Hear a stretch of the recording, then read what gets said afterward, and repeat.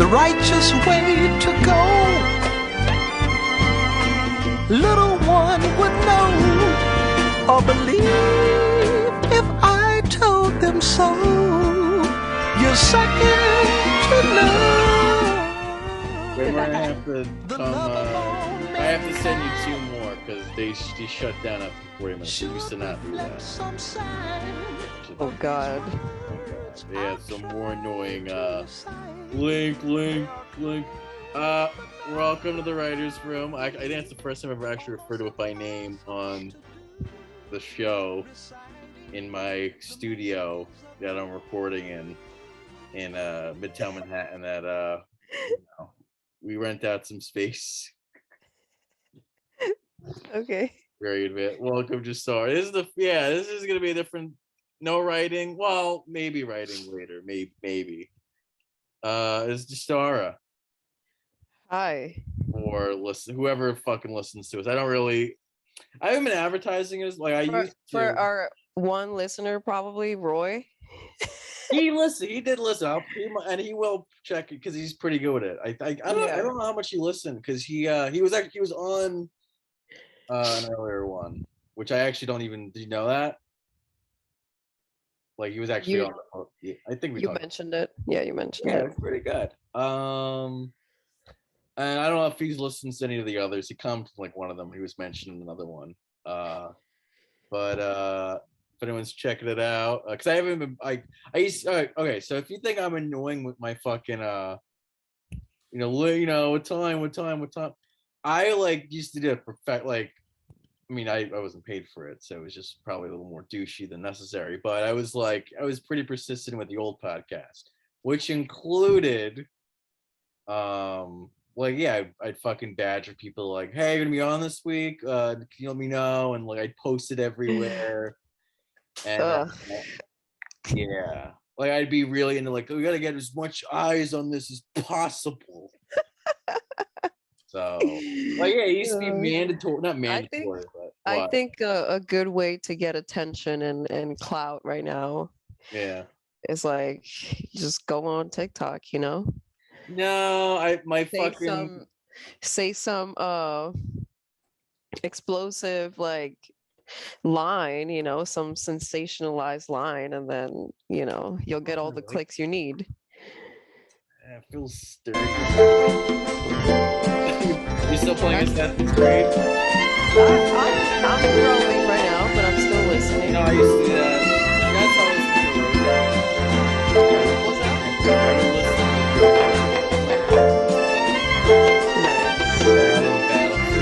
I would listen to Joe Rogan while smoking a blunt. Doing what? Would you just sit there just just like drawing or Oh yeah, okay. Yeah, like twiddling your thumbs. Yeah, that's also I should mention. I mean, it's pretty obvious. Anyone, well, not everyone, but a lot of people my generation turned to podcasts and probably did it because of Joe Rogan. So, and he's an old quote unquote friend of ours because one of the first things we bonded over in Buffalo State, which again, I have to pretend like there's an audience listening because they don't know that we went to school together for. Oh yeah, we should. Okay, so. That's how we met, right? We met the first day of orientation. I was like, "Who is this nerd with all this hair?" And now, like, oh shit, bro. So, yeah, Buffalo State, political science. We both, I guess, ended up divorcing that whole program. What's funny is, I did, but then what happened was a lot of my writing, which we'll probably get into later, just because there's 3 topics we're going to talk about tonight. Okay. What I'll get in like a minute, but I probably actually went back in like I'm literally writing. We're outlining a screenplay for a movie based in Newt Gingrich and him flipping the Congress in 1994, which like literally the first time in 40 years they actually had power in in Washington. Yeah. So it's like it has come back, but when I left Buffalo State, yeah, I was pretty much I'm out. I don't really Yeah, yeah, yeah. not for me. It was Um, it was it was interesting. Yeah. So I think I only did 1 year you only in did that one. program. Wait, Yeah. and then what? So I don't know. When did you do? Because she's in the Marines. For she could beat the shit out of you, probably. No. So yeah, I think 1 year, bro. Let me think about this.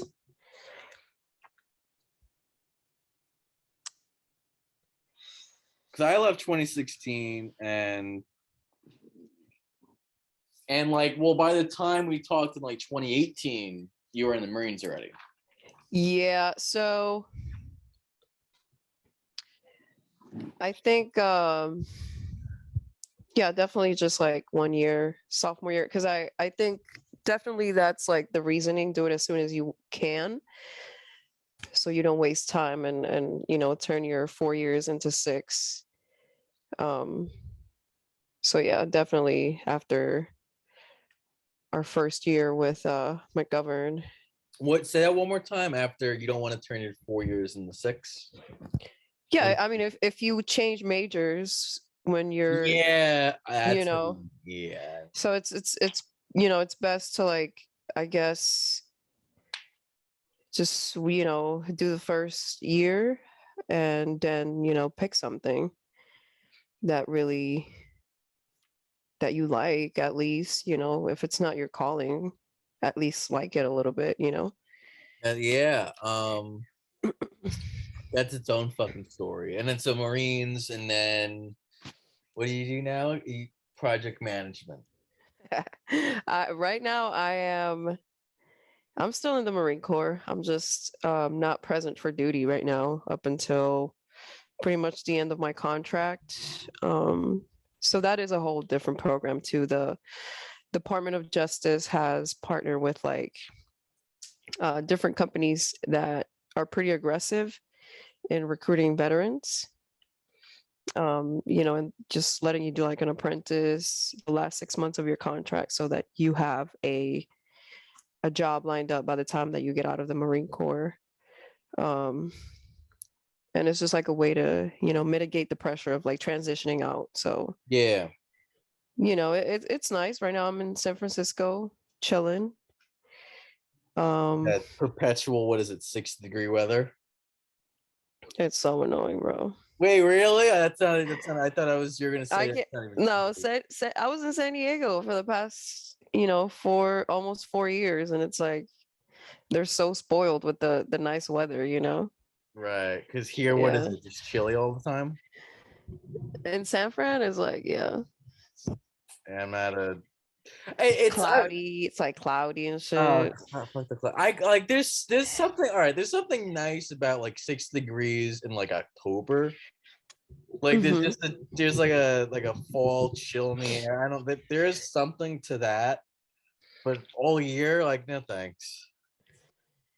Yeah. No thank you. Hold on. I'm getting a call. Hold on.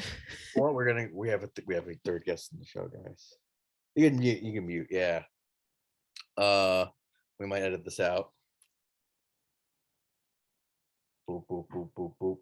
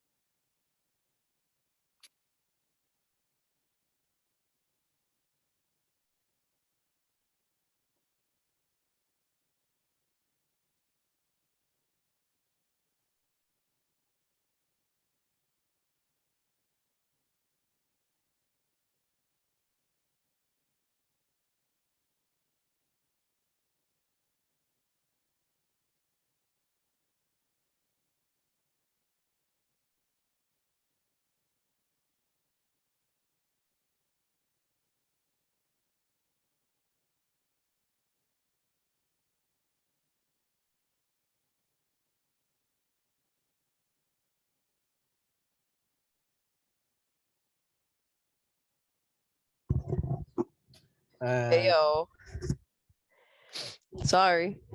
Yeah, it's okay. I'll be edited out. I'm finishing a text to someone else.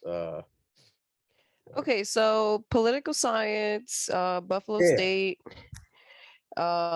This was in the midst of the 2016 election, which is pretty much like, what literally yeah, keep going. what this is Yeah. what pretty much literally turned me off about the program, honestly, because um, when I decided I wanted to go to college after taking like my gap year, um, 2 years basically, because I was just working for 2 years.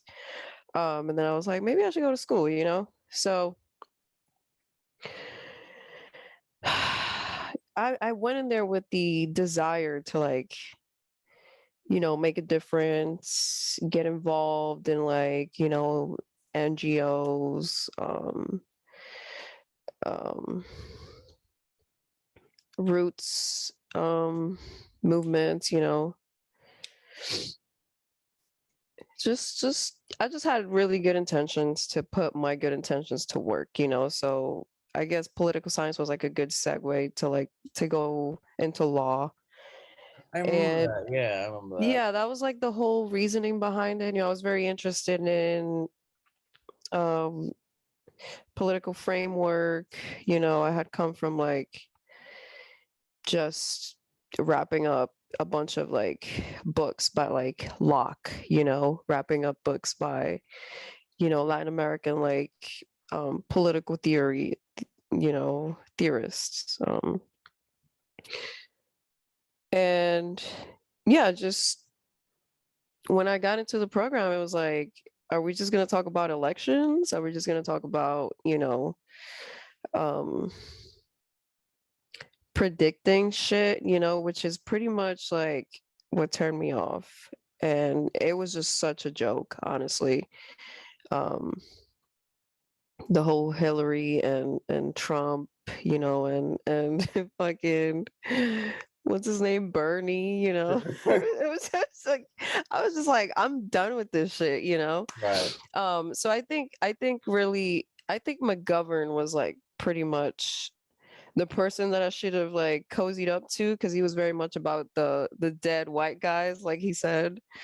And Right. looking at like the founding fathers and the Greeks and all that stuff that really set the tone for a lot of things, and that's what I wanted to like get into. And what? And then the election it got more in elections, and you were just out. It was just like, dude, like this is like oh, What? What's it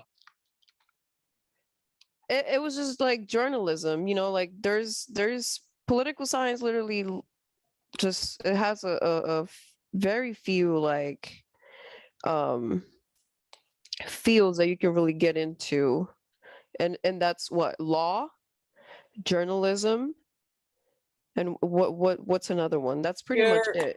well, it's funnily enough, because I had this face the same predicament as a writer. You're doing it because you just like politics and you think that it's a force that matters. Yes. But if you don't think it matters, don't do political fucking science. Because yeah, it isn't it's a again again it's really funny because I left it for writing and then now I'm sort of like a lot of the writing, a lot of the move, because that's the thing I complain about a lot on the show. And it's big thing in the movie world is a lot of movies made before basically Star Wars. A lot of, not all of them, there was still escapist stuff, but a lot of them functioned like journalism. Yeah. Like they were about, again, you hear it, it's almost, this is the 10th episode. I forget how many episodes I complained about it so far, but it's like you're about real things, Allegory, political allegory, social allegory. Well, but it not even just, it was just it no, yeah, it was just the thing. It was like, instead of it being like, oh, there's this evil empire, but there's a guy with a sword and he's gonna chop, chop, chop. It would just be, yeah, The there's something, sword of righteousness. He's gonna. sort of righteousness. Instead, it was just like, yeah, we're gonna base it on like the Haiti Revolution or some current political thing. And that thing again, not all of them. Old Hollywood still got complaints about it being like, oh, it's too fantasy like and it's too escapist, but now it's again, it's very different. But what helped me get back into, and it sort of grated on me after a certain point, but what got me back into it was journalism and Yeah. political science. So Full it's circle. total full circle, really funny, including it's Yeah. going to come up in. I do want to. The original order was going to be, all right, I'll introduce 3 topics. Well, one was going to be because I have a comedy movie that was mentioned on air, like an idea, and again, I'll get into what it was later, but I want to talk about it with you, or talk through with you at least some parts of it, because you had an interesting perspective on it. with Second one, with what? the drunk New York City pigeon. Is that what you're talking No, about? not that. That we're still. We'll see if we do that one. That's a fun one. Not that one. It was. I'll get it in a minute, because the second one is about basically the rise of basically the world becoming more conservative, and if that's true or not. Oh, And then the third one is just if there's had been any movie ideas in your head, now's the time to get them out on air. so you can take my idea and run And with just it? totally, absolutely just no, it's more like, all right, well, let's see what that could be. I don't know. You coy commie. You what? What's that word? Coy is like someone that's like sneaky. You're trying to bite my lines and take my ideas and That's all right. That's I never addressed this before. what was All that? right, I never addressed this before on it. Again, this is another there's another reason I'm doing the podcast. One of many. Uh, there's a lot of myths I think about writing, and one of them is that people steal shit. The vast majority of writers don't get their shit taken. And there's because here's the thing. I think it's a carryover, I think, from stand-up comedy. And stand-up comedy, I think that's more of a thing for a very simple reason. Stand-up a joke's a joke. You'd steal that like that. It's just because it's short. It's just like why did the chicken cross the road? Because you're a dumbass. Like but they're easily Or a punchline. they're just punchlines. It's easy. It's hard to No, I was gonna say my favorite punchline I think is one of Dave Chappelle's. He said, "So I hit her in the pussy." Yes, that's the man. Yeah, exactly. That's and he's like, see, I told them a fucking. He's just he was just like, I'm gonna tell a few jokes off of this one punchline, and he just kept telling just jokes and jokes and jokes, and it just worked, bro. You know. No, he was one of the. Yeah, and he was finally on Joe Rogan's podcast a year and a half ago. Yeah. Because for years he was trying to get him on, and like he was one of the he was trying to get him on, but he was like one of the dream guests. Like, oh, if we only have Chappelle on or whatever. But that happened. They're easy to and the thing with books or movies or show ideas, they're really annoying to write. It takes months. I think I said this on air, but I'd say it takes about 6 months to write a movie. To write a movie that's 100 to 120 pages of script. A novel can take about the same time. And a pilot is probably half that, just because a pilot could be 45 minutes, 60 minutes, 20 minutes. They're just really, it's hard to hear an idea and go, oh, I'm going to steal that, and then spend 6 months working on an idea you stole. Because if you're a writer, you usually have your own ideas that you want to work on, and those are really annoying to do. So that it's not in most writers' natures to steal from other writers. Again, it happens. It's been known to happen, but I would say that's a myth debunked. Yeah, it happens. So now I'm not going to. I have like 60,000 ideas that I'd love to we're not. I wouldn't. Well, that's the thing. I wouldn't love to write them, but it's like, oh, that's a good idea, and then I don't touch it because it's No, like, no, I was totally joking, dude. oh, I know, but because I hear that a lot from like Yeah. people, and it's sort of like, all right, we're on the show right now. Let's fucking say it. But no, seriously, because I remember, like, you love the X-Men.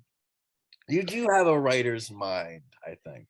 I do love the X-Men. And I'm I have still to, huh? still waiting for a good movie. Well, what You happened with know? Days of Future Past? That was good. Days of Future Past.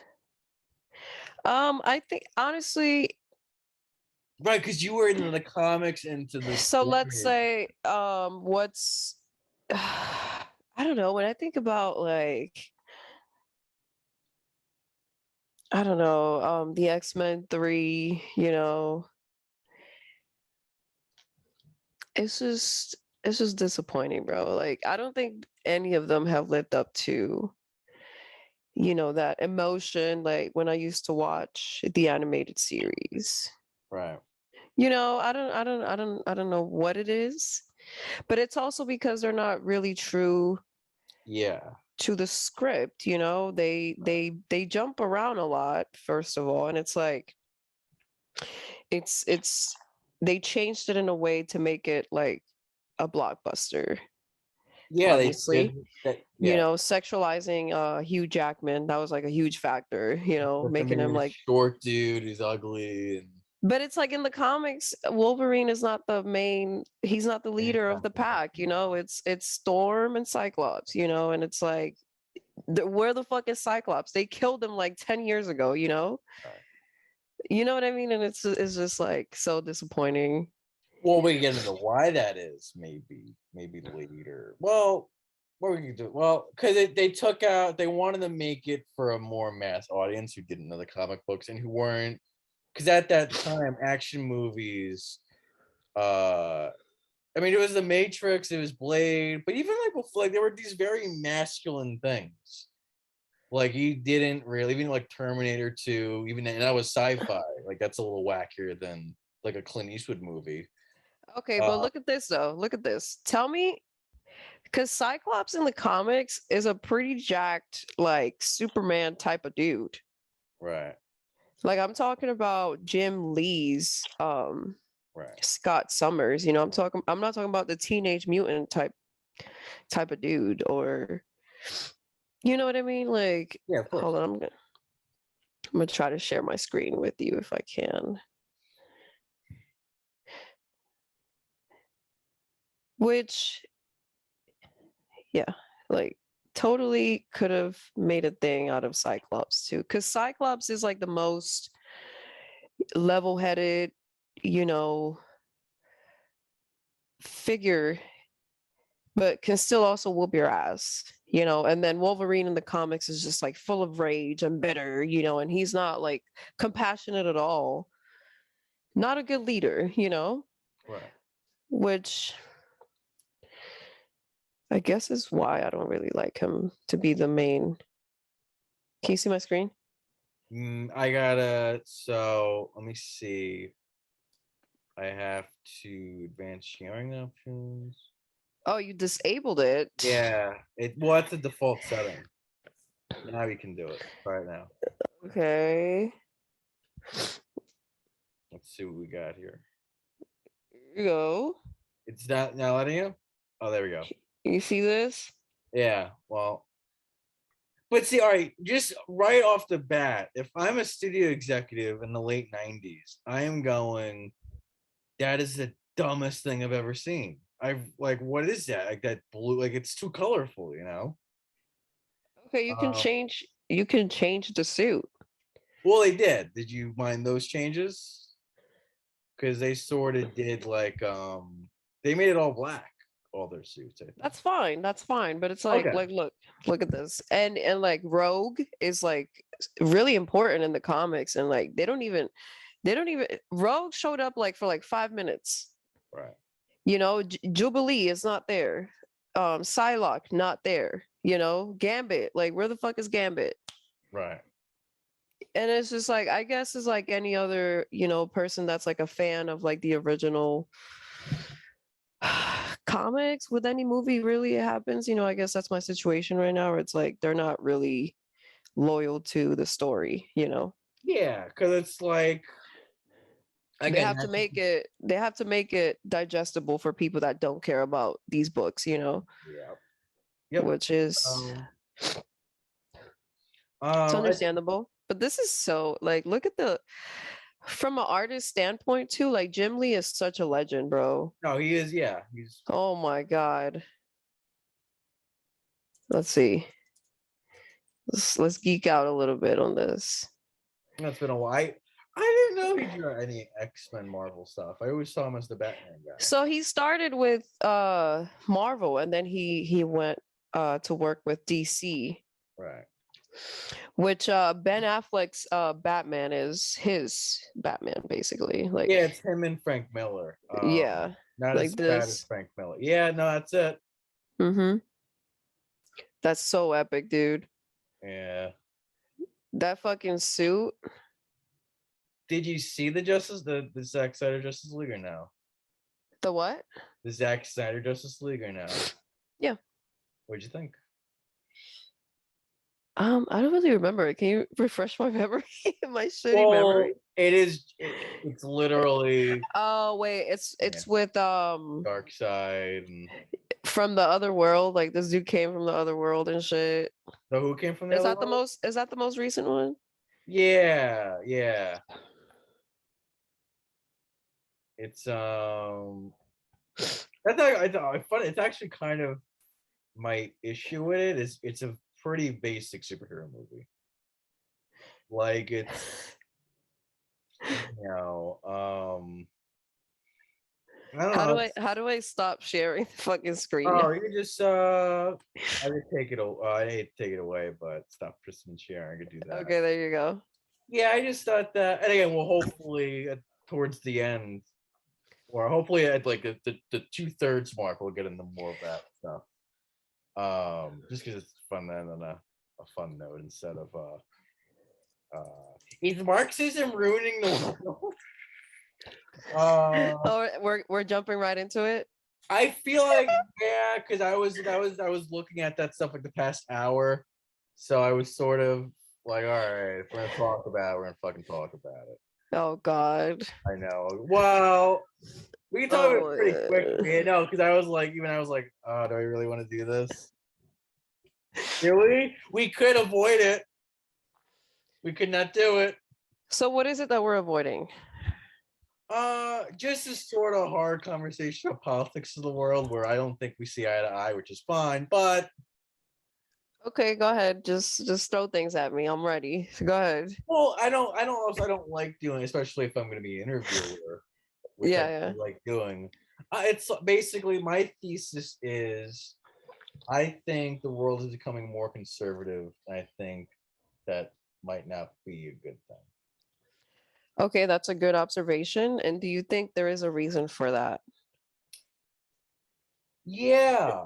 Why do you think the world is becoming more conservative? They might, after again a lot of the 60s liberal stuff and a lot of people, and again you mentioned John Locke, a lot of the Enlightenment stuff, I think we're seeing sort of people feel like it's not working. Yeah. That's actually it. I mean, that's the thesis. Again, because I'm working. I've mentioned this on the show, and I'm going to send you another link in like 8 minutes because it's giving me that fucking countdown. But I probably the best thing I've worked on in the past year. And it's a very immense project. I don't know if I'll ever even be able to do it, but I wanted to do Shakespearean Godfather type work about the Iranian Revolution in 1980, because that was the first time where a liberal country chose to become more conservative. That never happened before. You talk about the French Revolution, right? Yeah. Like when the fucking that was we're trying to move forward, we're trying to move left. The Soviet Revolution was an attempt at moving. Free education, what is it? Equality, fraternity, and what else?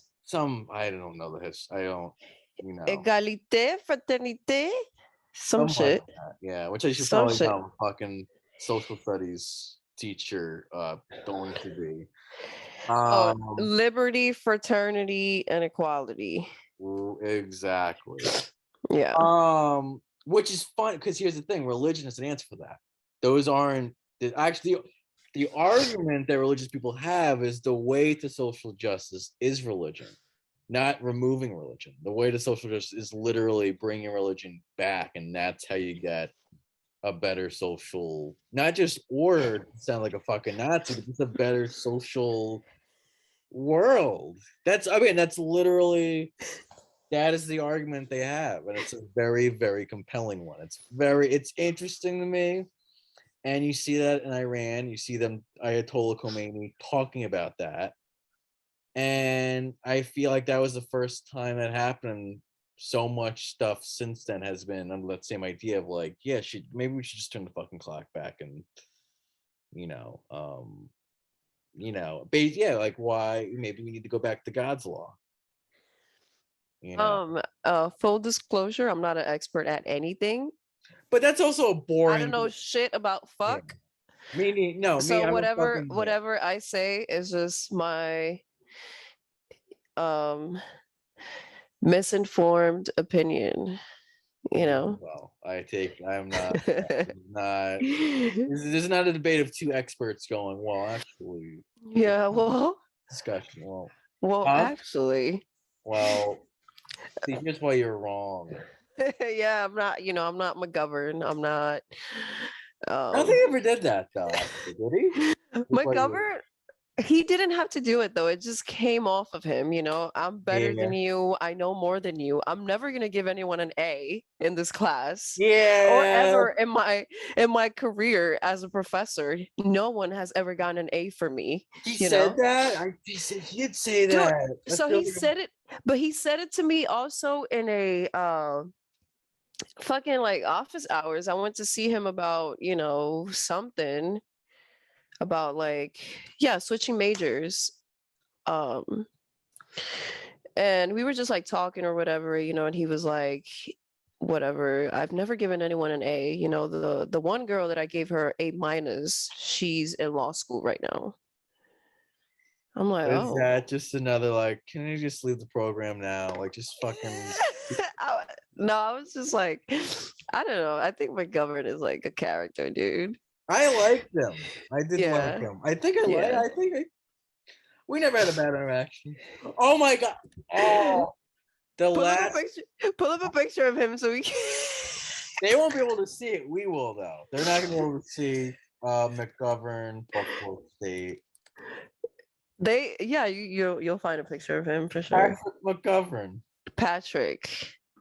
I have remember Yakabuchi, who I did like. He said, I am God in this class. I was like, damn, bro. McGovern said that? Yes. I was like, what the fuck? So we don't have a great picture of him, but this is him, and it probably is. You're gonna laugh probably. This picture. Oh, there you go. I'm riding a bike, Nice. ridiculously Nice. toned arm, Yeah, yeah. He skinny would but toned. ride his bike around campus, you know. Looks like Lance Armstrong.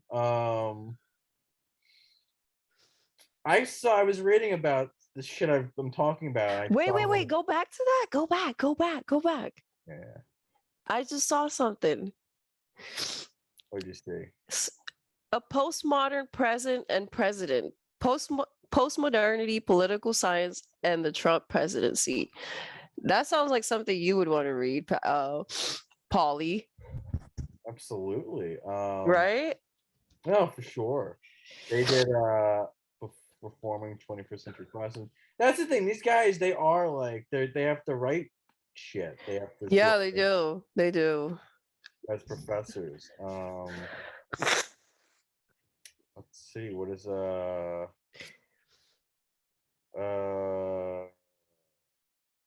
I know. Yeah, it's yeah. Here we go. I mean, I've heard that. I mean, it's a quick judgment to make. examining Trump as symptomatic rather than the origin of our current political, which is it's just, and my diagnosis That's a fact.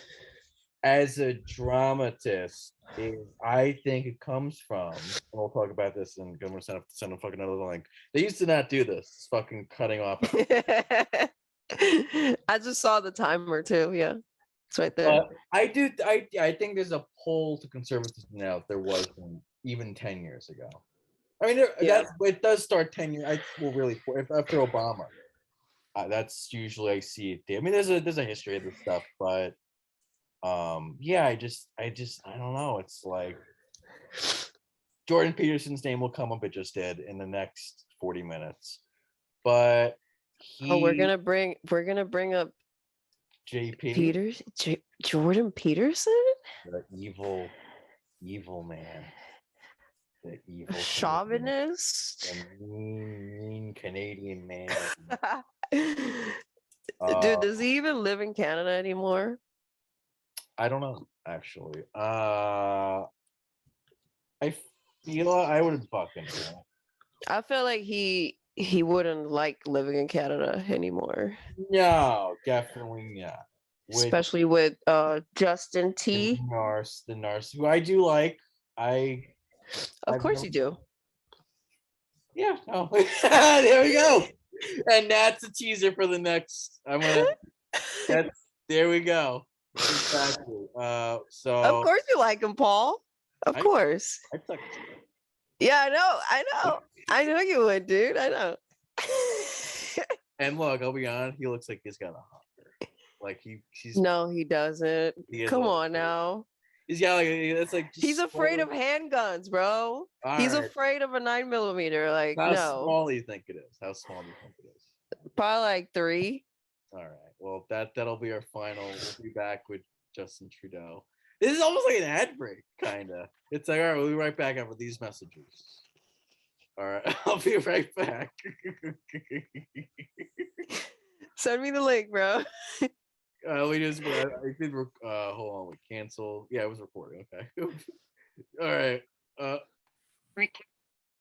And we're back after those messages.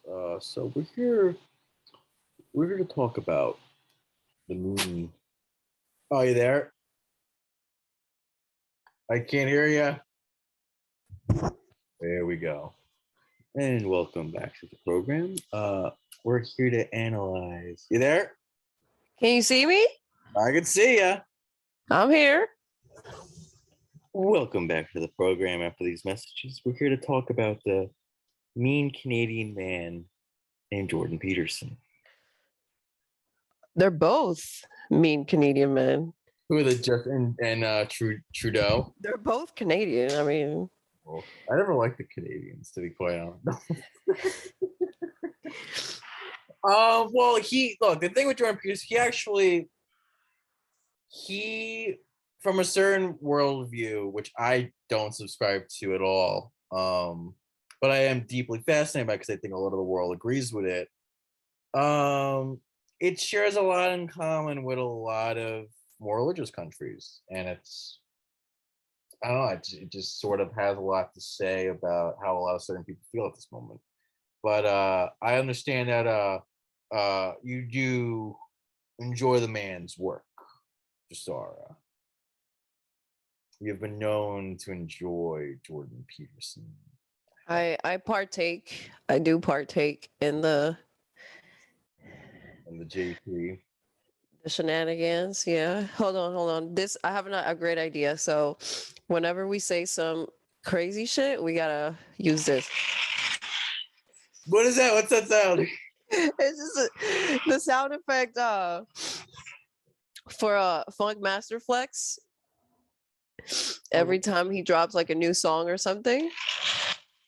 Wait, I don't even. Who's Floyd Masterflex? Funk Master Flex. I guess do you guys have like those radio stations from New York City over there in Staten Island? Like Hot 97.1. Yeah. What? Yeah, so he's How do you spell that? Listen.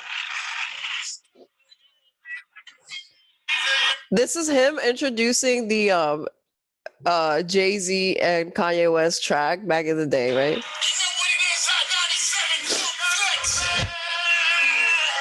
That sounds familiar.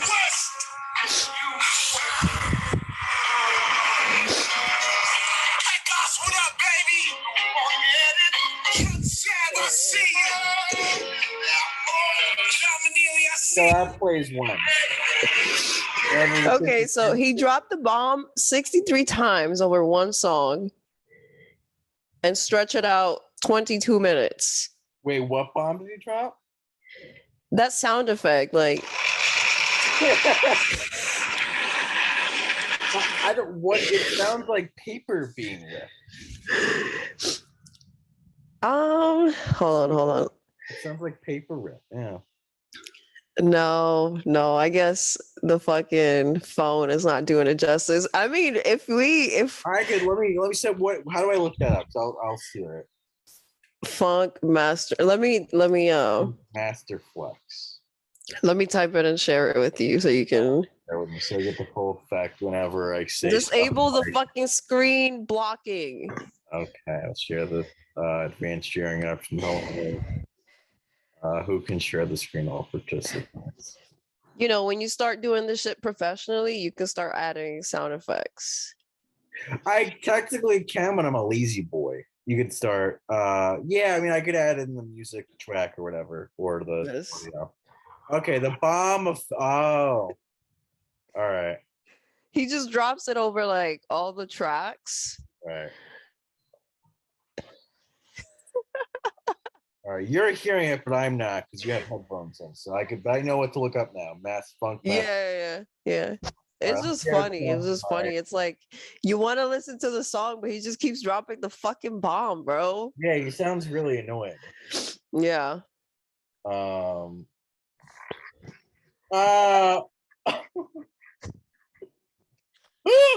was like, Justin Trudeau is a pussy. All right. Well, I'll do it right now. Ready? No, podcasts are way funnier when you can add silly sound effects and stuff. I can, but I'm just so I can because something like the shit Joe Rogan has. I should address because I addressed it before. He went through some shit, so I'll address it on the air like I have an audience that matters or cares. Yeah, I think Joe Rogan's a good dude. He says probably a lot. I know he says a lot of stupid shit, and I disagree with him a lot more than I think ever. Like what? What stupid shit does he say? We'll get in that. It's like the COVID shit. I think is pretty baseline. Like, all right, dude, come on. Oh, like he doesn't believe in COVID.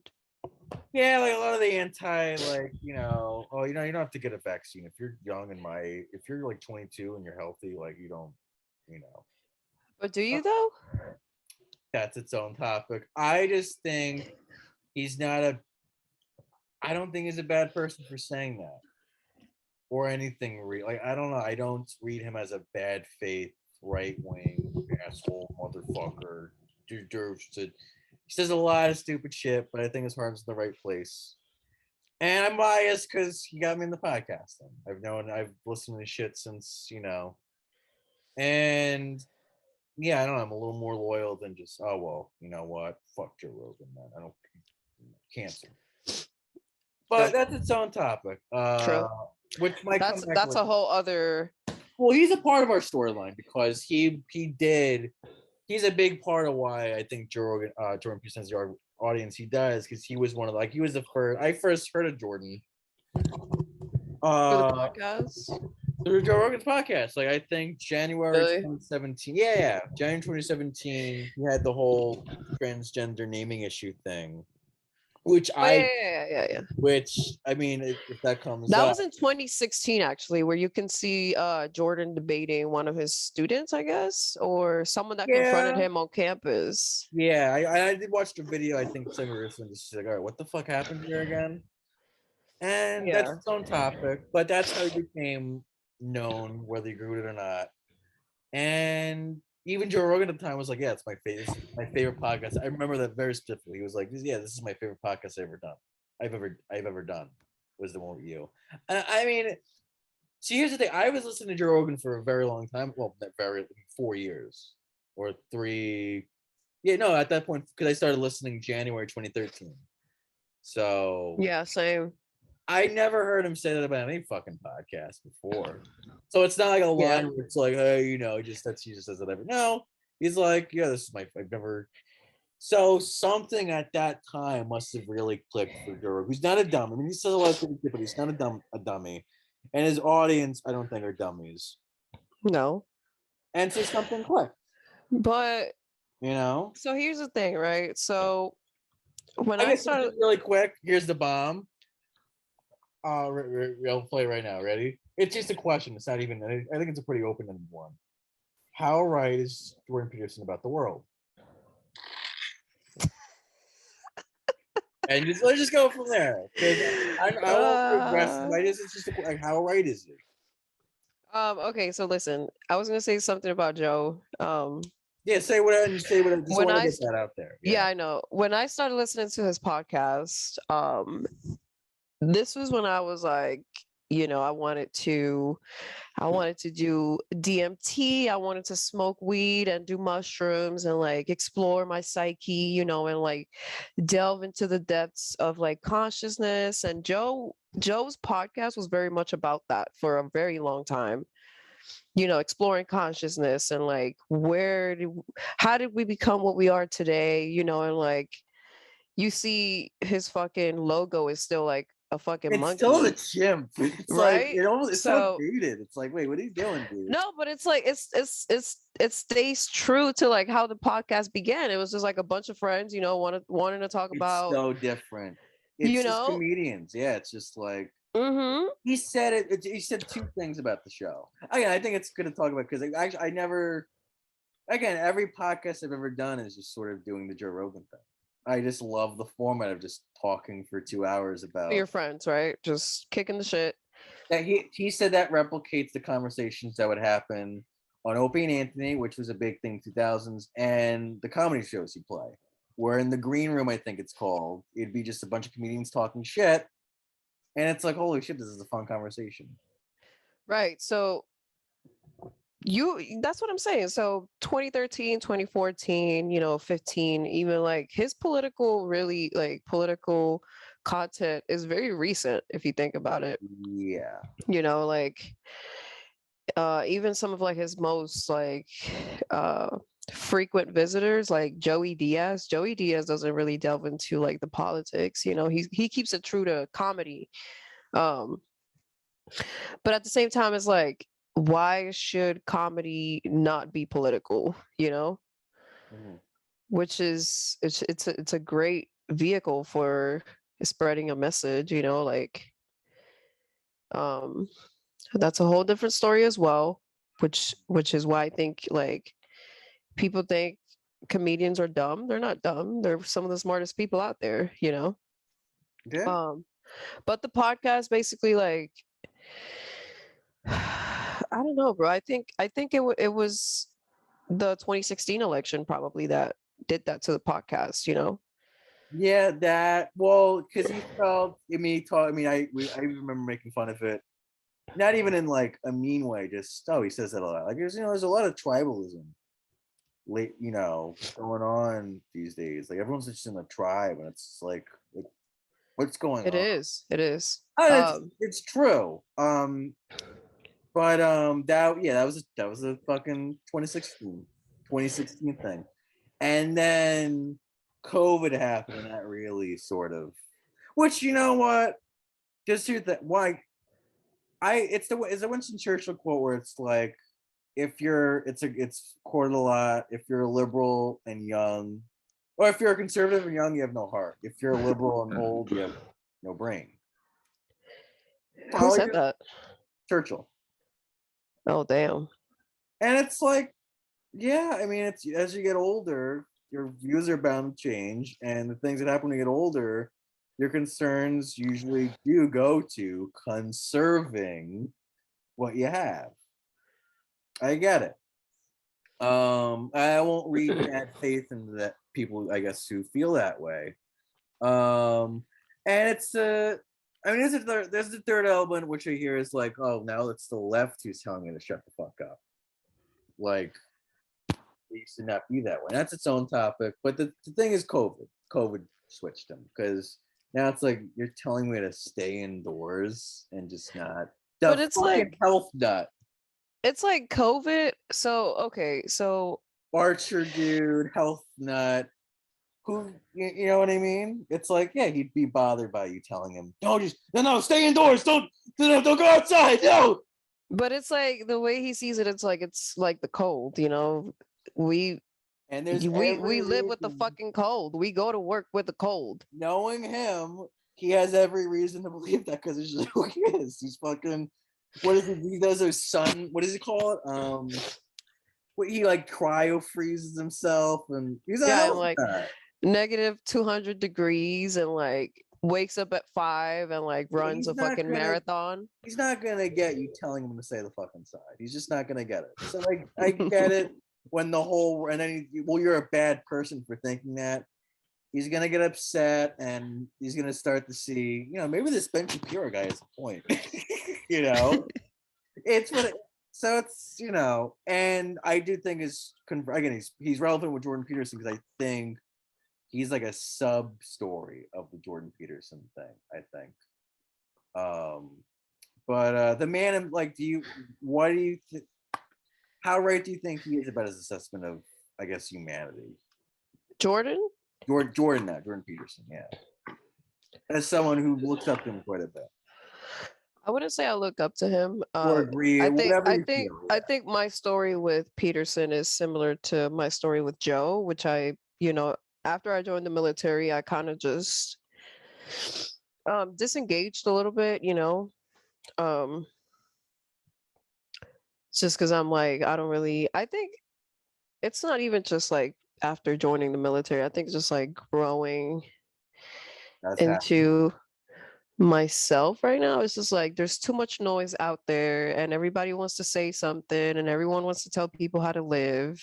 Mm-hmm. And it's just like, everybody wants to be a content creator. That's like the thing today, being a content creator. And I'm just like, I've never been very big on like social media or any of that. So it's just like kind of started being more centered and mindful about like my everyday life, It's like whatever Joe Rogan has to say, whatever Jordan Peterson has to say is like very distant from me in a way. Like, so, but I got some sweet potatoes in the oven. Yeah. But I was gonna say, let me turn this shit off. Hold on. Yeah, go ahead. But Peterson, I guess my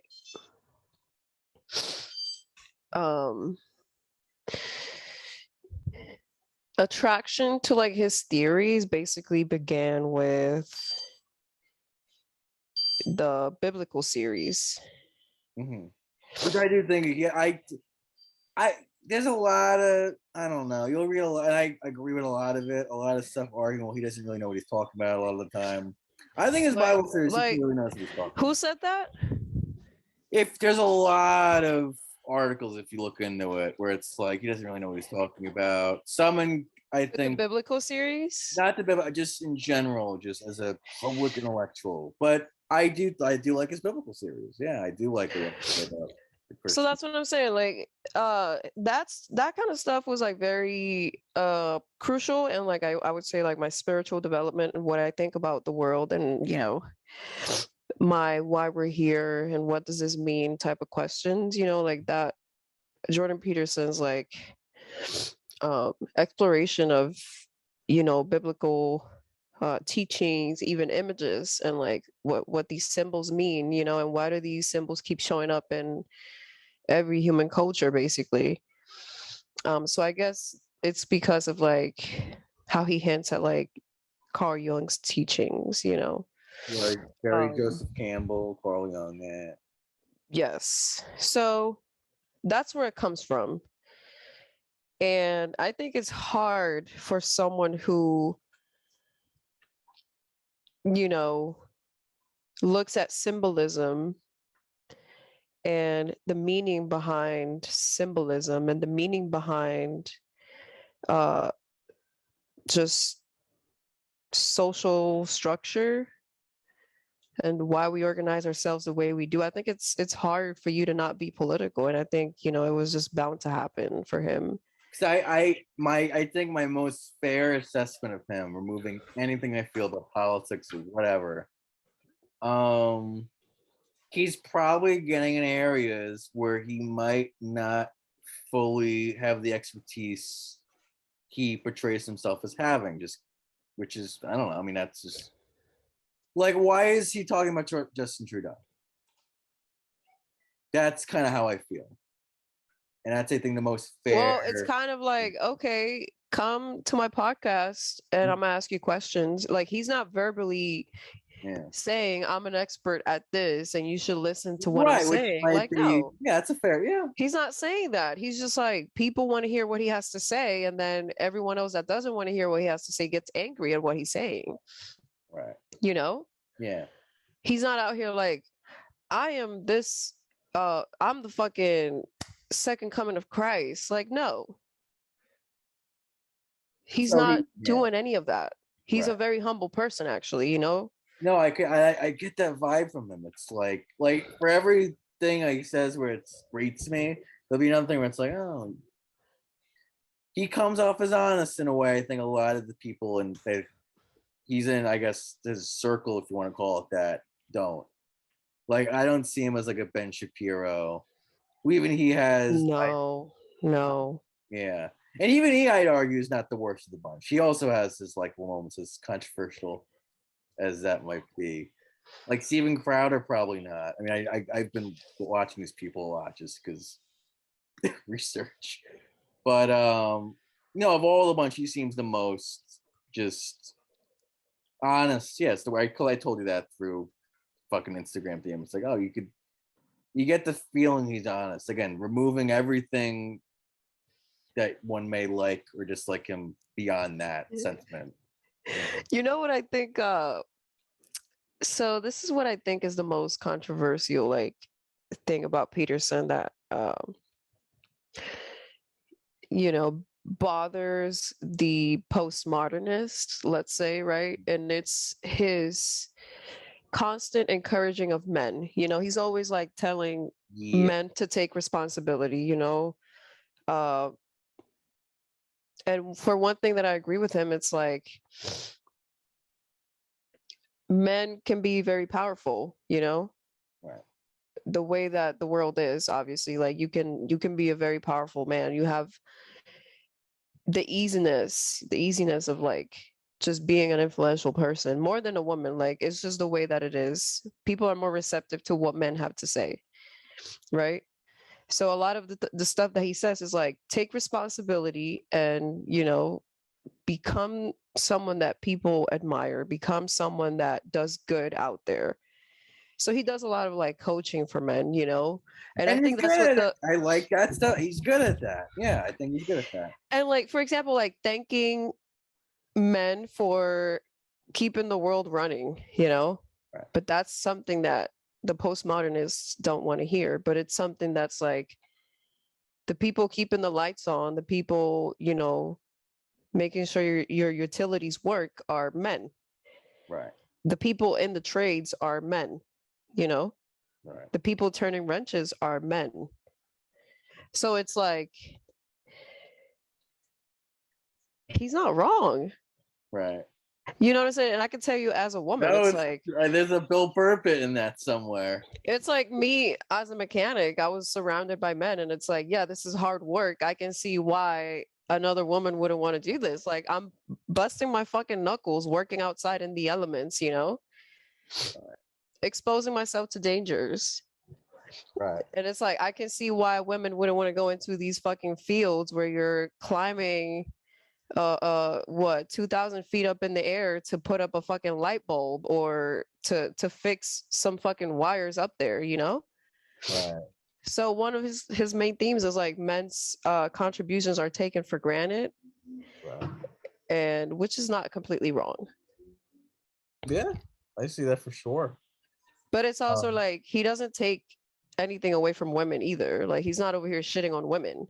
well, the left's problem when it's like, why are we doing the men women thing still? Which is its own sort of can of worms, if one will. That's it. Because no, here's another. I'll this Jordan Peterson doesn't say it as aggressively as I'm about to right now. But let me tell you something, folks. Men and women are different.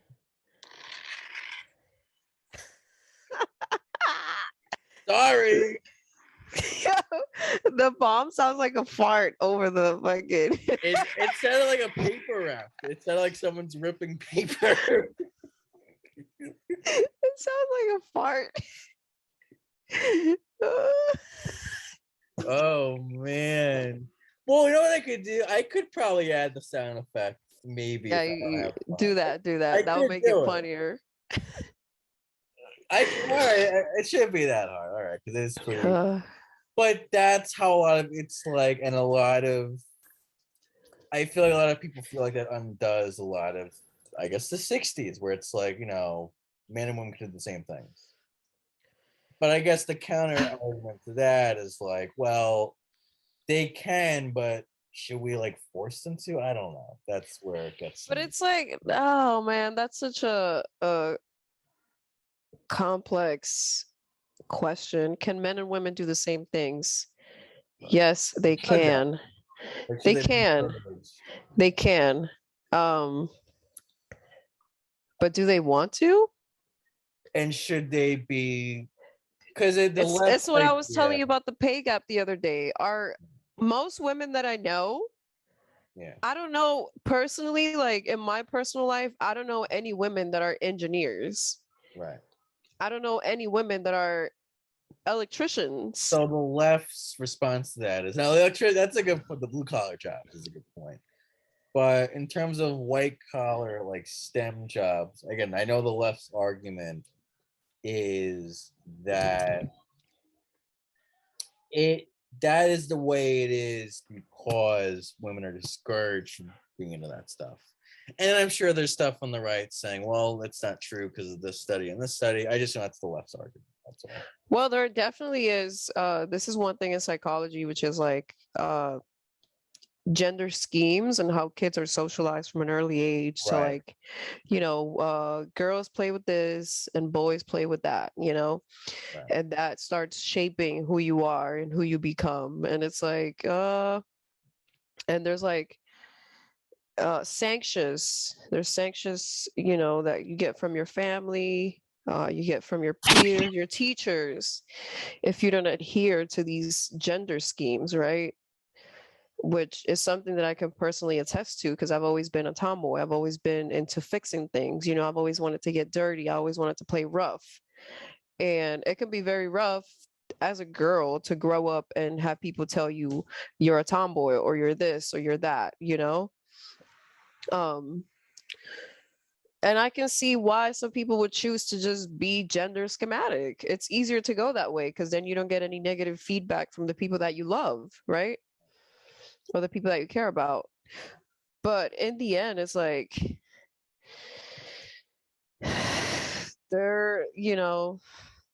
I can tell you that at least for women,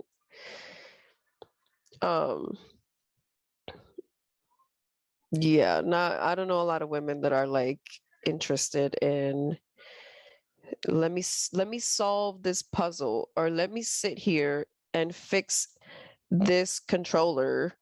Yeah, dude. I've never seen a woman walk in like, oh, you're the plumber? Or yeah, or like, or the heating guy. You're the heating girl? But it's like, and it's also like when they do, it's like me as myself, I could tell you being a mechanic in the Marine Corps, where it's like, you're not supposed to be a girl. Like, do not be a girl. Do not be, don't bring that into the table. At the end of the day, we have a job and it doesn't matter who you are. We're going to get it done. That's how the Marine Corps is. Right. And within the Marine Corps, you would see this. See, what'd you see? Well, I can tell you about one particular example of a girl that's like, She was a mechanic, but she did not do any mechanic work. You know, because she doesn't want to get dirty. She doesn't want to get her nails fucked up. You know, she doesn't want to be outside working in the sun. You know, she wants to be comfortable in the AC in the office. Right. You get what I'm saying? So it's like, tough. if anything, I'm making a call for women to get into the trades. Let's start getting women into the trades. How about that? I Google it. Well, all right. Let's see. Women in trades. Let me Google that before we get off the topic. Because look, I'll say, you know what? I'll say this: is Jordan Peterson right? I don't think so, but I don't know, and that's why I'd want to write about the subject. Is I don't know. Is he right? Huh? I didn't answer your question. How right is he about the world? I would say he's mostly right. Okay. Mostly right. If I knew the answer to the question, I wouldn't be interested in writing about it. I don't think. Like if I fully, like my gut says no. My gut says his vision of the world is regressive, and again, it resembles a lot of the arguments I've read in like Islamicists work. Like one of the main guys who influenced Bin Laden had a lot of the same points Jordan Peterson has. You know, Like what? Be specific. basically, if you take religion out of a society, the wheels are going to fall off. They've been falling off since we did that.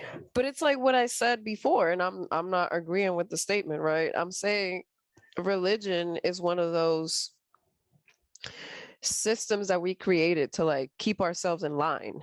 Yes, As that's human beings, exactly. as beasts of nature. We You created take this. We that became out, you're self-aware. fucked. We became fucked. self-aware. We looked at ourselves in the mirror and we were like, we need this, you know, doctrine that's going to domesticate us. We're going to self-domesticate ourselves. Yeah.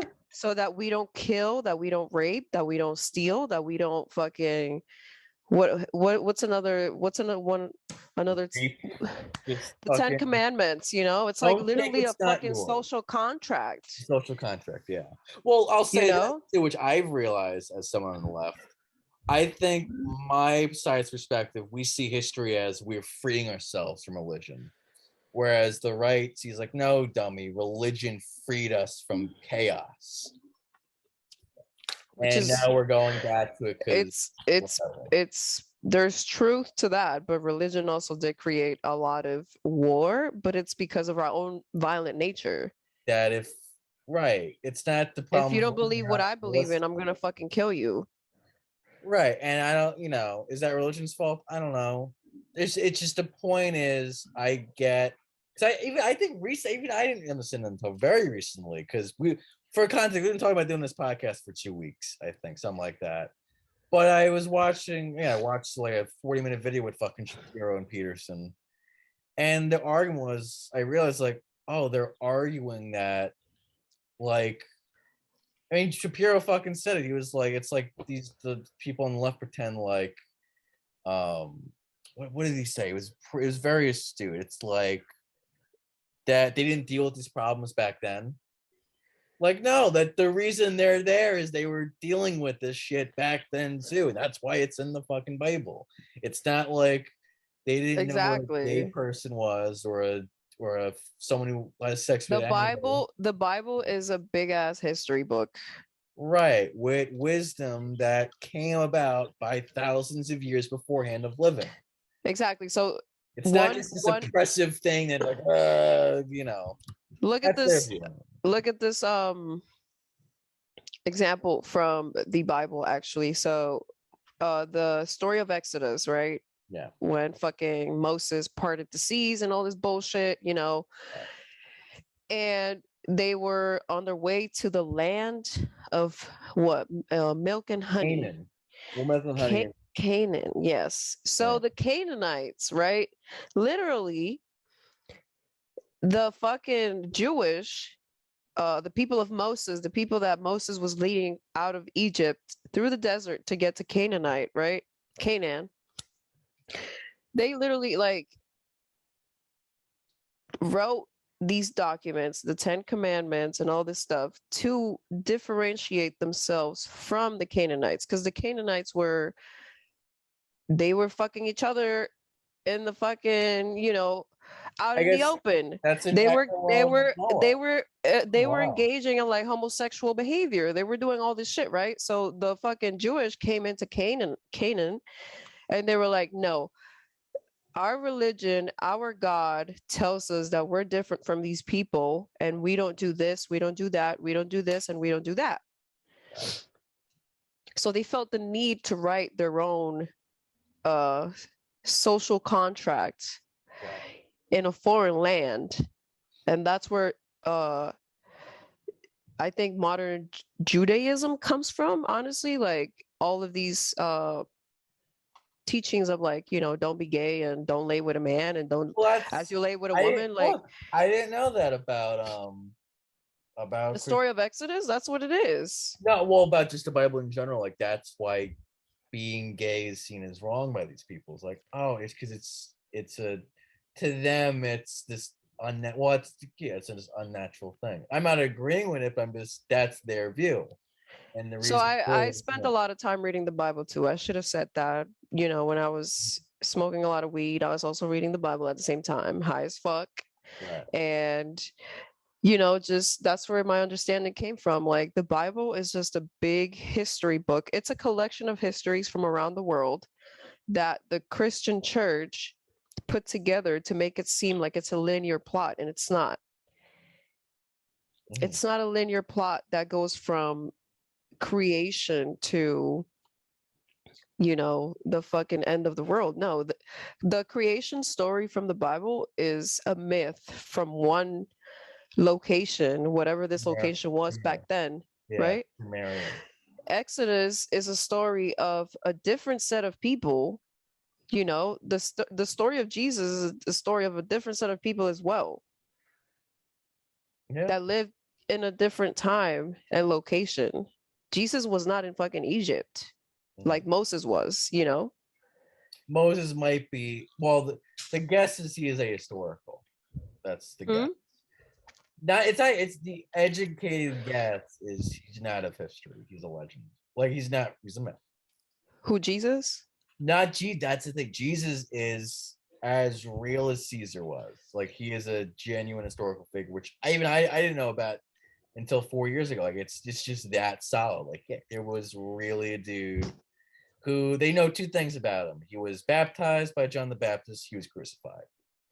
But there's actually, if you want to, I don't have the book on me, but it's called I don't know much about mythology or don't know much about mythology, but it's basically looking at myths from a factual historical point of view, right? And that's the shit that I love too. So when it comes to Moses and the story of Exodus, for example, there's actual accounts of Egyptians, because Egyptians, thankfully, they wrote shit down. Okay. So there's stories of different slave revolts in Egypt. right. And I don't remember which one. It's the one that they linked to the story of Exodus in the King James Bible. They actually tried to like Ramses II is a common pick. Like that's the one the 50s movie with Cecil DeMille, DeMille did with Charlton Heston was the actor. They went with Ramses. There's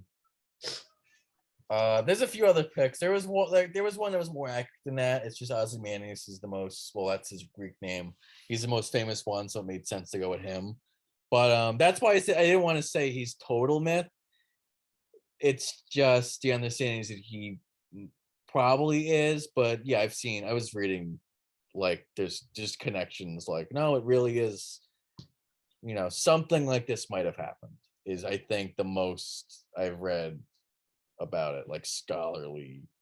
I've also heard a theory about Jesus and Caesar being syncretized. Yeah, I mean, because I read that. Yeah. Yeah, because so Caesar back in the day, right? He was like worshipped by the people. It was that kind of like God king type of thing with him, you know? Mhm. So the book of Matthew and the story of Jesus and how he's like, you know, basically fucking Superman. That's I've heard someone say that it's basically the product of, you know, them telling the story of Jesus, a simple man who was just a revolutionary, in fact, you know, and then syncretizing his story with Caesar's. Well, all right, we're gonna end just because we have to go to the fucking other week. But basically, I'll say this: Star Wars is basically about that conflict between Rome and Jesus, essentially. This idea of peace and love versus let's rule everything. A lot of fiction actually is based on Hamlet. Is that Hamlet with his conflict with Claudius? He can't decide how ruthless to be. Like, should I be the strong Homer hero, or do I be like Jesus and forgive and move on, turn the other cheek? And that dynamic is exactly what the play is about. Yeah, I see it even today with that foundational, like, who are we? Are we conquerors, or are we, peace lovers? Like, I don't, Slay your enemies. right, slayer enemies or turning other cheek. Which, what are we? And that the fact that we have to live with that in our heads is what Hamlet is about. We'll be right back after these messages, and I send them. All Sorry. right. All right. All right. Peace. There, there we go. We'll see. What's that? No, it's actually not that bad because I wanted to actually talk mostly about fun shit, and we got to that stuff at like 15 minutes left. So we just talked for like a whole fucking hour. No, 40 minutes, not even like 38 minutes. But we talked about a lot, and we said a lot of good stuff. What do we say? No, all right. So just for context, this happened in college too. We were an hour into the old podcast, and then one of the co-hosts is Redmond, who's been watching the show before. We looked at he noticed it was a really fun, it's one of those memories you like can just pick up just from memory, like what do you call not like you just visualize it. He picks up the microphone cord and it's like, this wasn't plugged in for an hour. So it's funny it happened because it's like, because once I record, like I used to just hit record and that's it, but when I have to split the meetings and you're just banging them out, like, all right, next meeting, you can easily forget. Yeah. Well, no, we talked about two sketch ideas. One is written, one we'll probably have to repeat a little bit. But again, it's like, because a part of why I felt it earlier, like when we started, it's like, are we really going to spend an hour talking about politics? Really? Because you're one of the funniest people I've ever. I think you might be the funniest person I've ever met, honestly. And I went to That's crazy. Fucking, especially because I went to school with. No offense to people I went to school with, but we'll have to recount my Marines don't think I'm funny. why. Oh, well, because you're a little. Why not? Get to work. Yeah, no, because you're probably sassy. And no, they don't. Yeah. The problem with my Marines, it's like they don't know how to draw the line between work and fun. You know, they think it's all the same. They don't. You know, a lot of these kids never had a real job, so it's just like, oh, okay. They don't know the difference between. You're in for a treat, buddy. Really? Mm-hmm. In terms of what? No, I'm just saying, just like in general, like. Well, in the way of like, when they meet the real world, what are they gonna meet? Are they gonna meet like, hey, you don't joke around here? Or are they gonna meet like, dude, lighten up? Because I think the Marine Corps breeds those sort of people because they can't get fired, basically. My father recommends he can. My brother has, I'm pretty sure, has some form of anxiety or depression, so he can't. But my father for years recommended the military, and that was one of the reasons. Like Joe Mike, like his name's Joe Michael, like going in the military, like it's not really even a job. It's sort of, they kind of baby you a bit. They do. We have to baby these fucking kids, and that's why they don't think I'm fucking funny. So You're not a baby, you're an adult, bro. And you're dealing with fucking weapons. So that actually does let me talk about the third thing that I want to talk about. That again, we didn't talk about because I wanted to spend part 3 on that, but part 3 is just not. It's gone. It's fucking.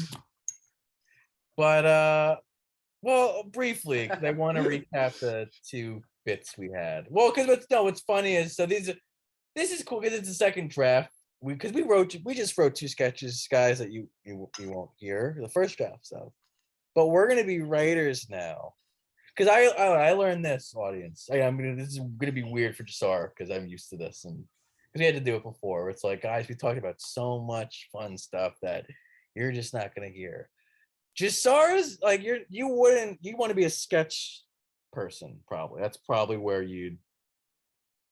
Hey, I'm gonna be repeating lines verbatim from the hour that is in the trash.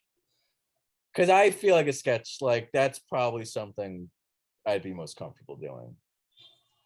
Like all the bullshit about Mao, and I think I pitched the China thing early on, but that's its own, something based in ancient China, but meets Lord of the Rings. But I feel like my best asset's being funny. Like that's the easiest thing for me to do. Okay. And it's because a sketch, like I said a few minutes ago, sketches are easy to do. Like literally, I mean, it's actually just ties in the back from 2 hours ago. The TikTok thing. Those are a lot of I see the thing, I don't like that because they're so short. Like they were really like, dude, this is like, you got some serious ADHD if this is like, But the fucking guy you sent me, that guy has the same sense of humor I have. Like just wild shit. You'd see yourself doing stuff like that? Wait. Did I send you this one? Because this one had me weak as fuck, bro. And people were getting mad at him for this one. I don't know if I sent it to you. Uh-oh. Let's take a look. Is it in? There we go. No, I didn't send it to you. Okay. All right, send it to me. No, we'll do a rewrite draft, I guess. We'll actually work on our 2 sketches a little bit. Again, Jasara, forgive me. You're gonna be hearing me saying a lot of the same shit. You're gonna feel like what? Deja vu. Well, so the way a scene works is. No. This is it. You're gonna make me act up. All right, send it to me. I can't. The quality's not good. I can't hear it that well. Send it to me. Send it to me. All right, let me send.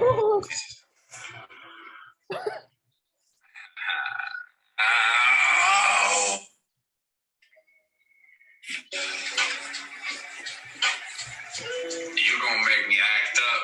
You're gonna make me do something I'm gonna regret. Come here, baby. I'm gonna teach you something. What is the thirst trap? I guess. There's nothing you can do to stop me. I take responsibility. I take responsibility. I take. Okay, look at this one and then scroll to the second slide. I think you're gonna like this one. Oh, it's good to be back.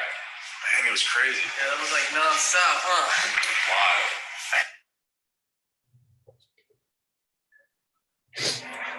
You drop.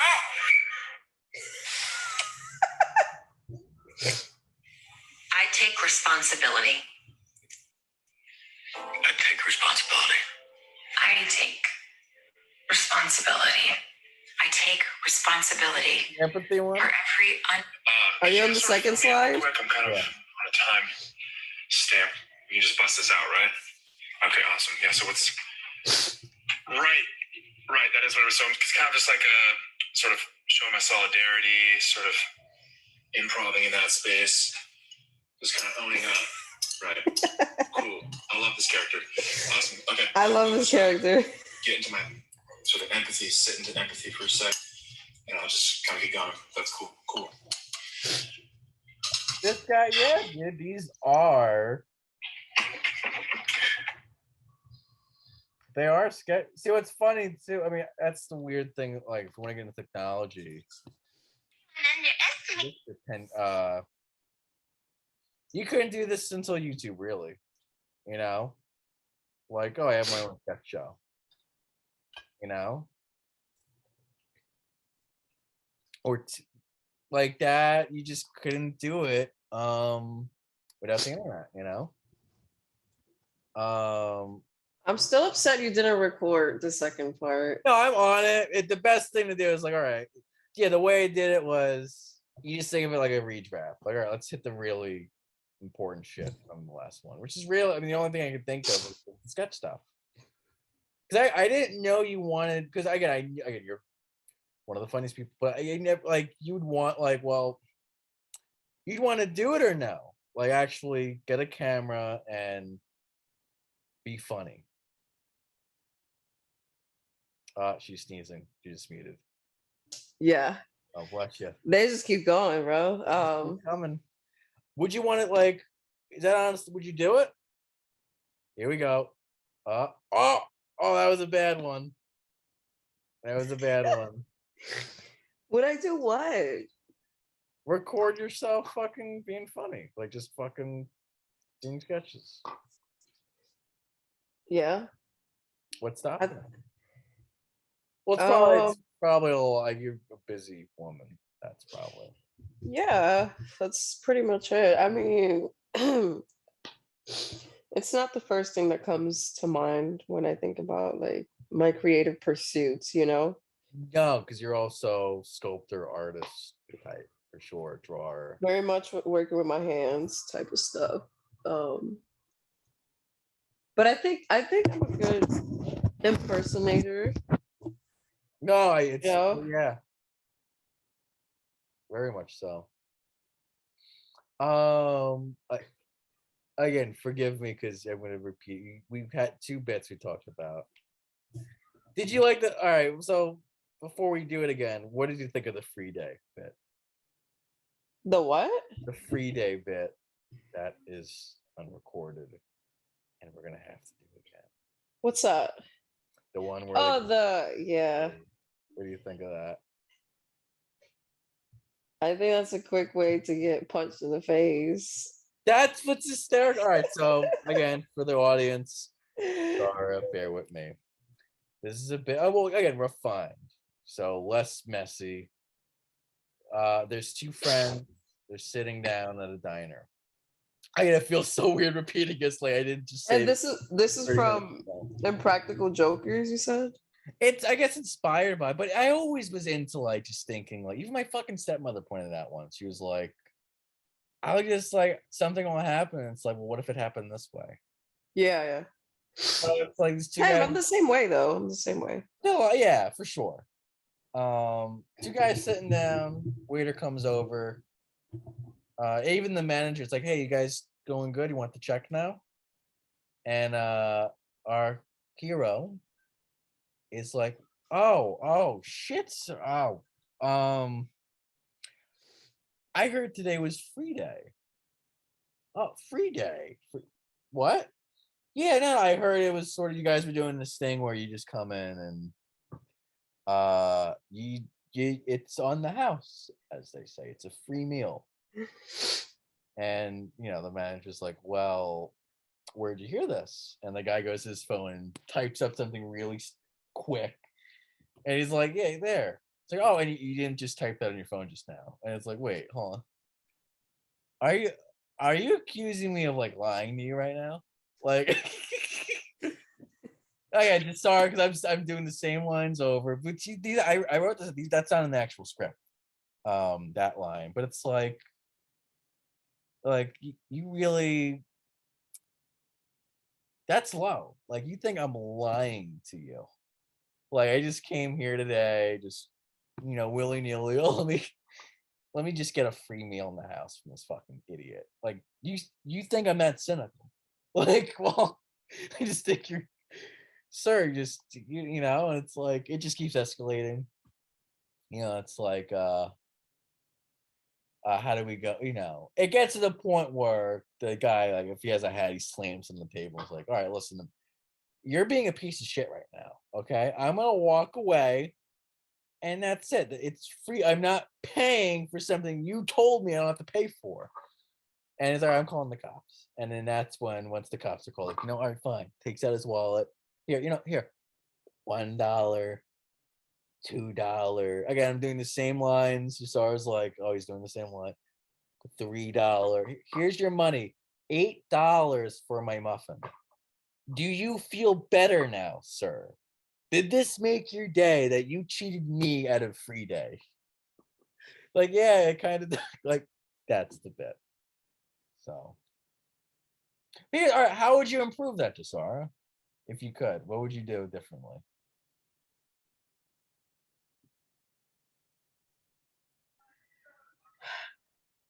If anything at all. How would I make it funnier?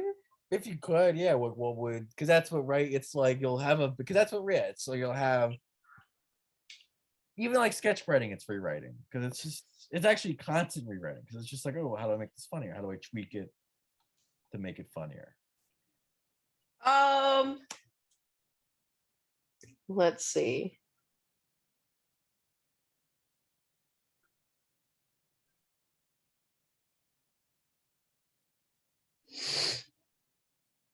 I don't know. I would make the guy start crying. Yeah. Well, okay, all right. So that's an action. Verbatim. Yeah. Last one. Just to make the waiter feel really bad. That's an action. That's a scene. Again, verbatim. I'll try not to say that, but again, this is all just stuff I literally just said 20 minutes ago. And Jasara will have to sit through now. She plays Assassin's Creed movies, so I don't blame her. But a scene is basically it's a battle of wills. It's one person wants something, someone's in the way. Mm-hmm. So in this scene, and I'm going to check now because I'm getting PTSD. We are recording. This is being recorded. The guy doesn't want to pay, and the waiter's like, "Hey, that's the conflict." And the way it works is you change your actions throughout the scene to get what you want. So if he starts fucking crying, that the action is to make him feel bad, or that can be, or it could really be you're playing him like, oh, he's really actually fucking sad. It's not free day. Like, wait, so it's not free day. Like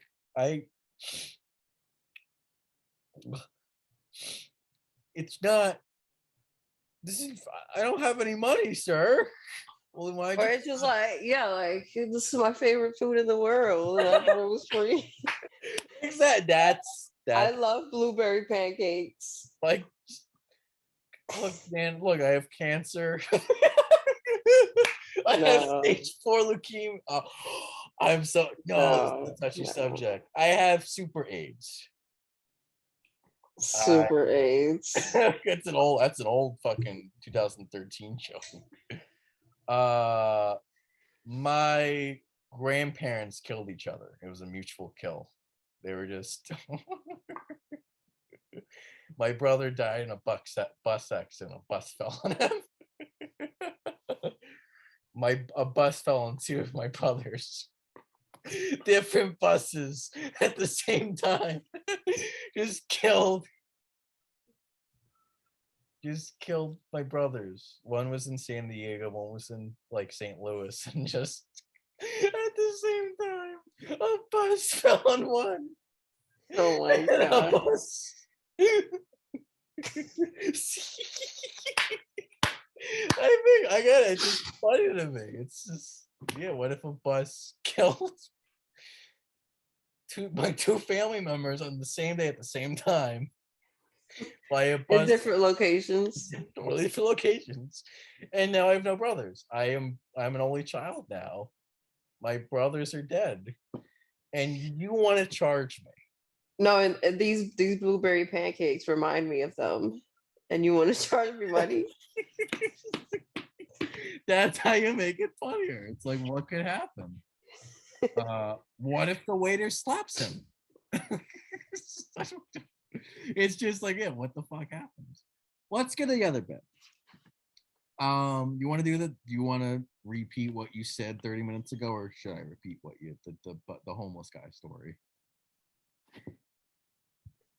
You want to do it verbatim, or what do you think? So, I'm in New York City, right? Yeah, we have to pretend. Oh wow, where's the story going?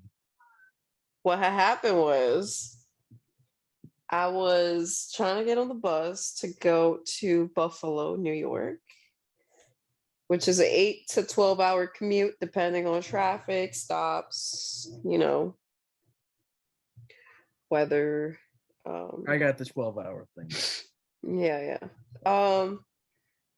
So, 42nd Street has the trains and the buses. Forgot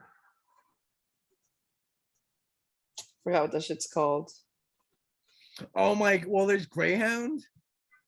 42nd Times Square, which is just like trains, right? The train platform side, and then the Port Authority side, which is like the bus stops going to different places all over New York, going to Jersey. Some of them I think go to PA too.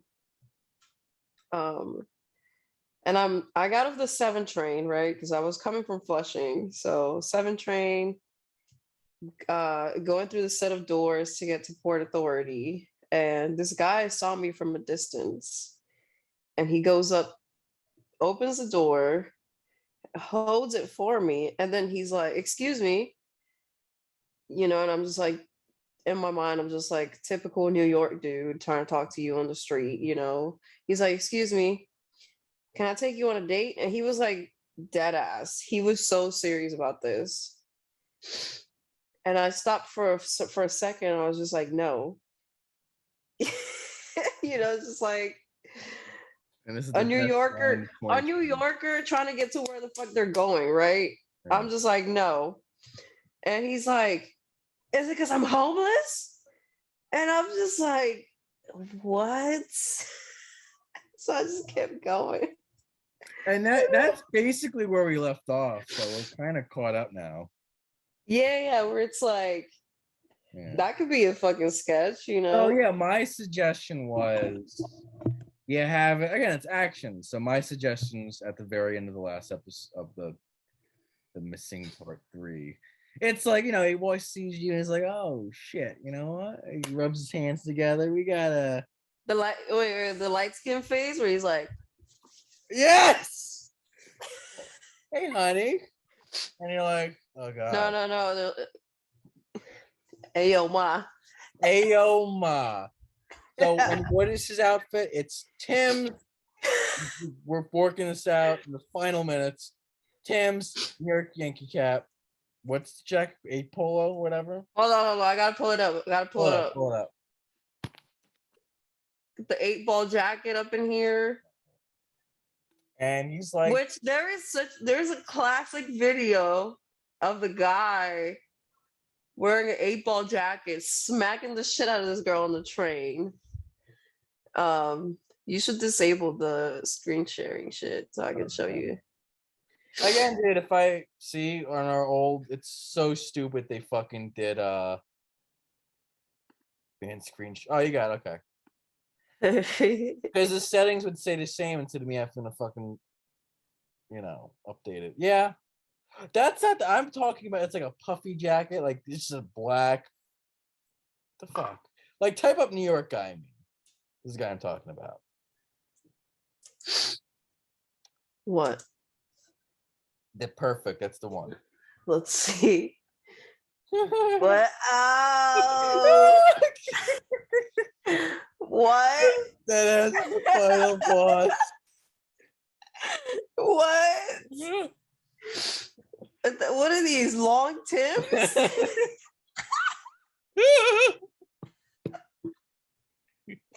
Ew. He looks like French Montana, bro. Oh my god.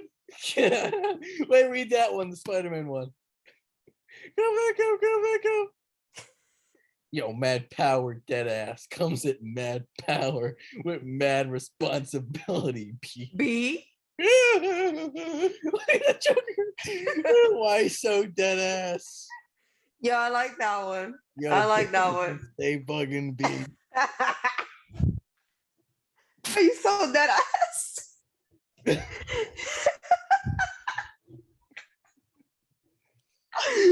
Yo, I fucking love that one. Why are you so dead ass? Why you so dead ass? B? Woo.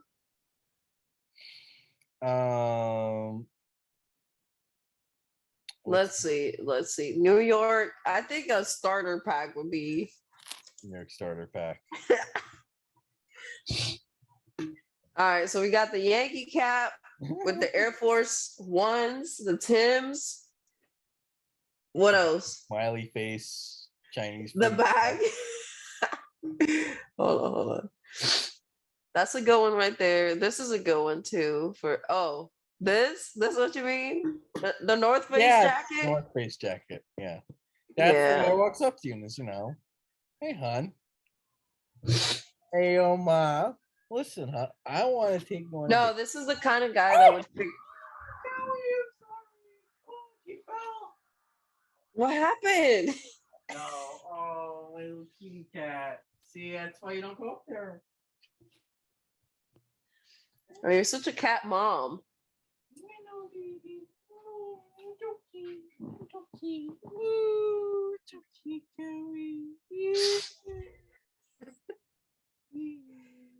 Okay, yeah, she came. Yeah, I mean, you saw it, so he was up there. Oh, this is so accurate.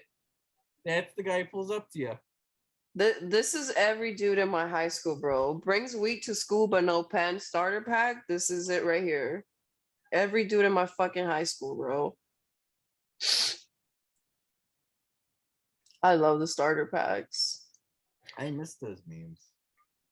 What's yours here? Oh, wait, there's a Dominican starter pack? No.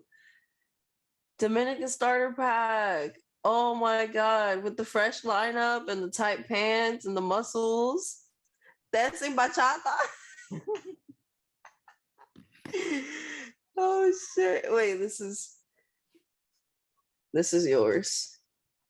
Oh man. Talking about tropical. We need to bring attention to the fact that people in college thought you were about to shoot up the school. Yeah, why? Which people? Which people? One of the RAs approached me and asked me, like, yo, what's going on with your boy? Is he gonna shoot up the school or something?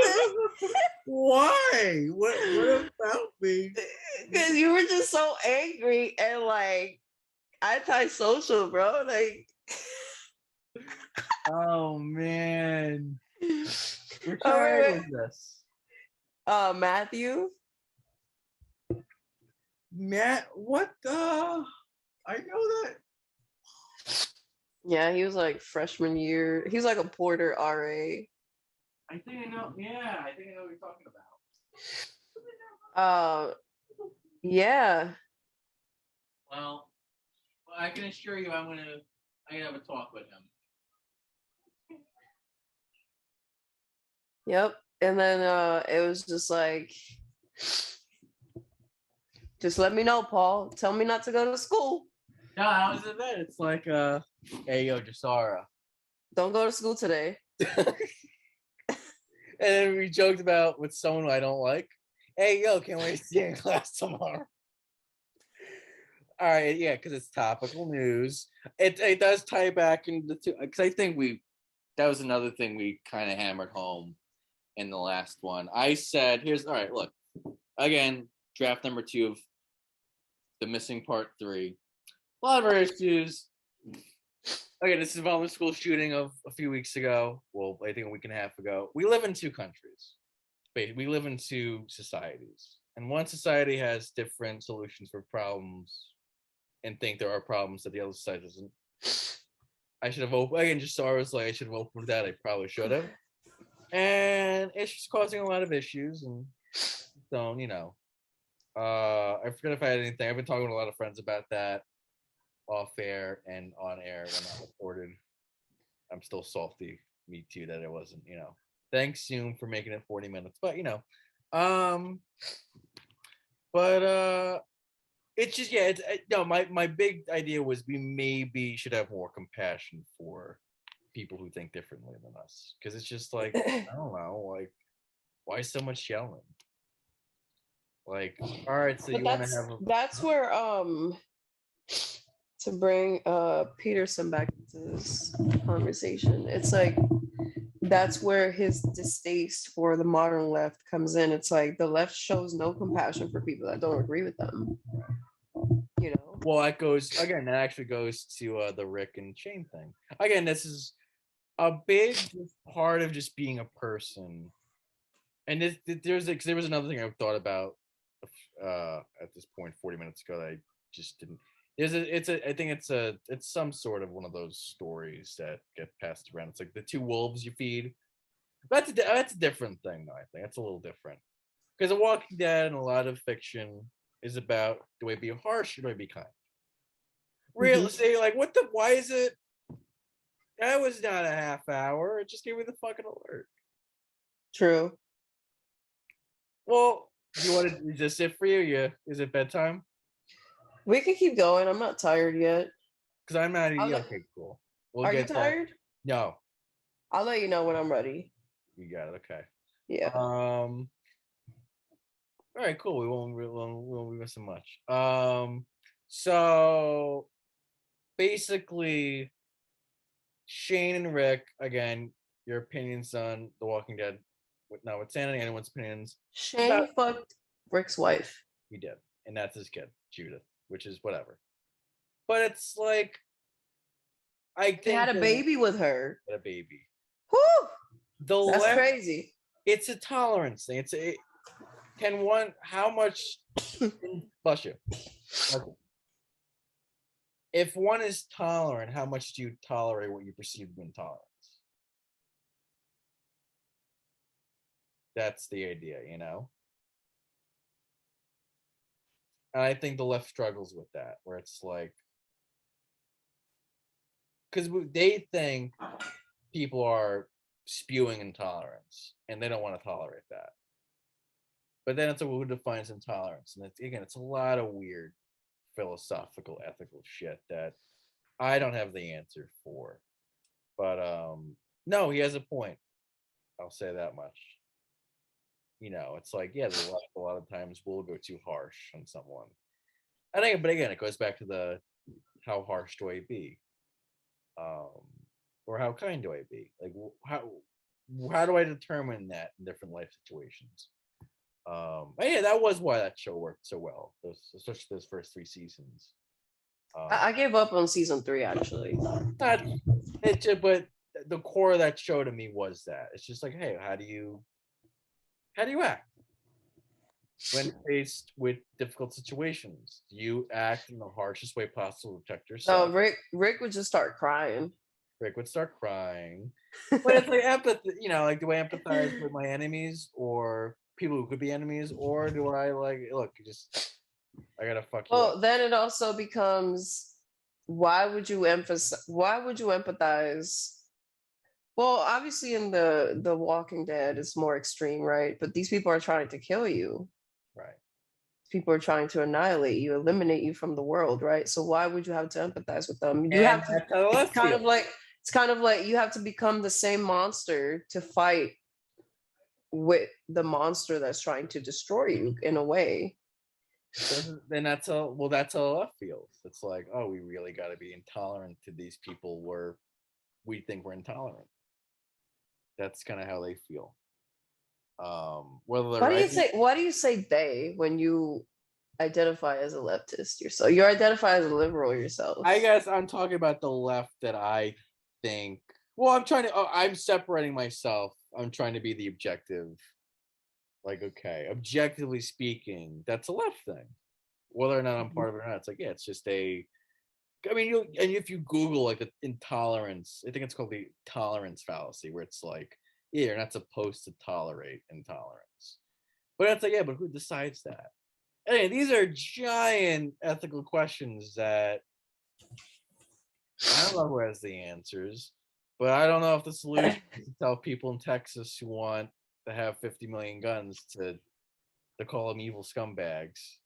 I get where the emotion's coming from, but if it's Texas, maybe let Texas be Texas. I don't know. You feel me? Just let them deal with their own bullshit.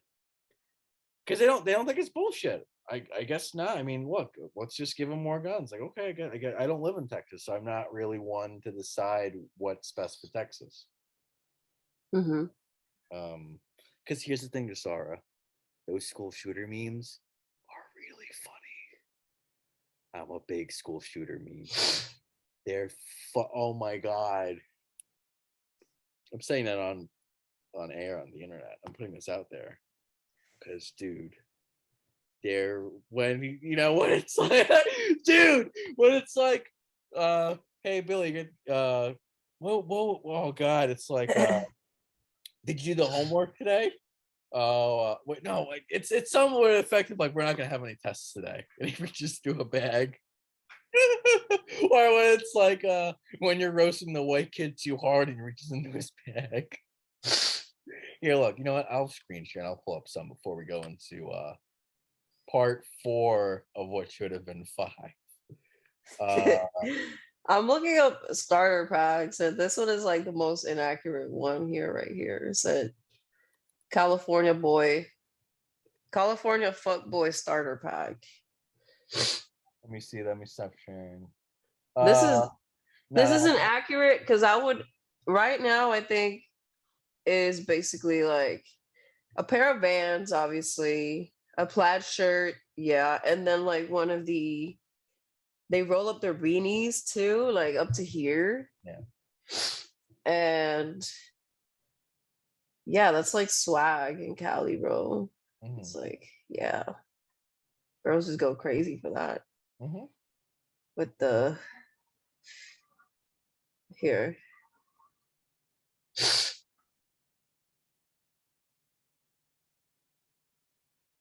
Maybe I'm gonna get you one of these, Paul.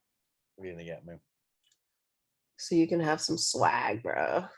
I've always wanted swag.